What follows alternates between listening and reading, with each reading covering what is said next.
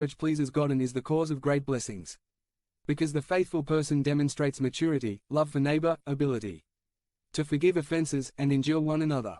The lack of faithfulness in a believer leads him to hardness of heart, resistance to the Holy Spirit and apostasy. Heb. 3, 8, 5, 12, 6, 4-6, EPH. 4, 30. It is sad when we see a long-time Christian become indifferent about his commitment to God. We sometimes observe that this also happens to preachers, teachers, and other Christian workers. They become filled with bitterness and focus on themselves.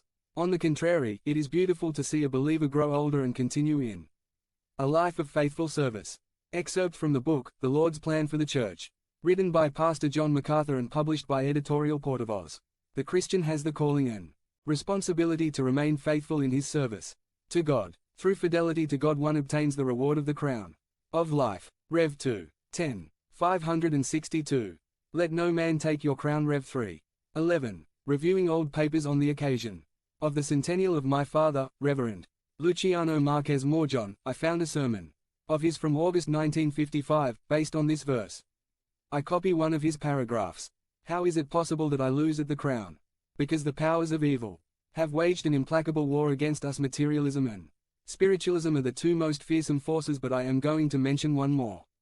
And it is this: the indifference of a large number of members of our churches. How much work it costs us to win one for the cause of Christ, and this same person, although on many occasions he testifies of gratitude for having been one, for any reason large or small, lifts the foot of the church.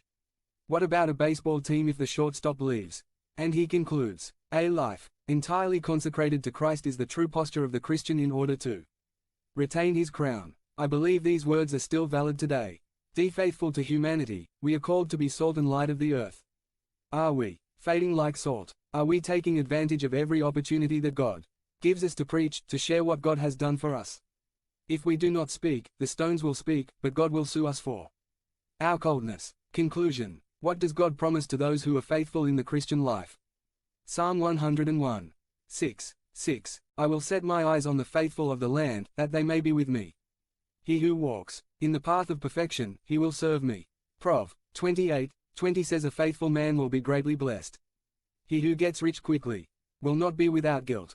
Luke 7. 23. Blessed is he who does not stumble because of me.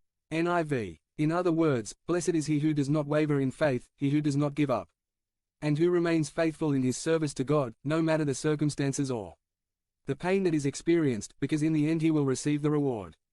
Let's set our goal this year to be faithful to God in big and small things, with the assurance that God is always faithful in everything.